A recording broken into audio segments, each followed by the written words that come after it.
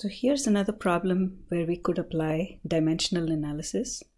So apples cost 4.50 Swiss francs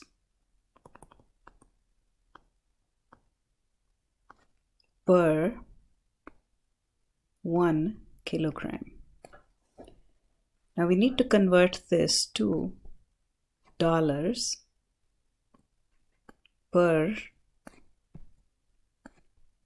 1 pound. So let's start off with the equations that will help us do these conversions. So one of the equations is given, 1 Swiss franc is $1.13. Another equation that we need is for converting kilograms to pounds, and that would be 1 kilogram is 2.2 pounds. So we have the two equations. Now all we need to do is apply the two equations and make the conversions. So 4.50 Swiss francs divided by 1 kilogram times, so let's change the Swiss francs to dollars. So we'll use the first conversion equation.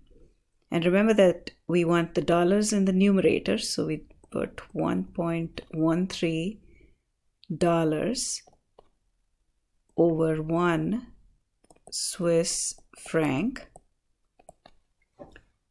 So let's make sure this has worked. And that cancels the Swiss francs. And now we use the second conversion equation to change the kilograms to pounds. Kilograms right now is in the denominator, so we want it in the numerator. So it cancels out.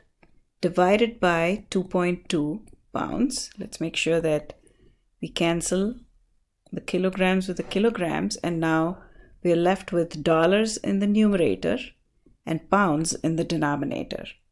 Now all we have to do is simplify. So we have 4.50 times 1.13 divided by 2.2, and we know we have dollars in the numerator per, and that would be pounds in the denominator. So we have the right units. All we have to do is simplify. Using our calculator, we can do the calculations, and if it's money, I would say round it to the second decimal place, and this is exactly what we get, dollars per pound. So that's our final answer.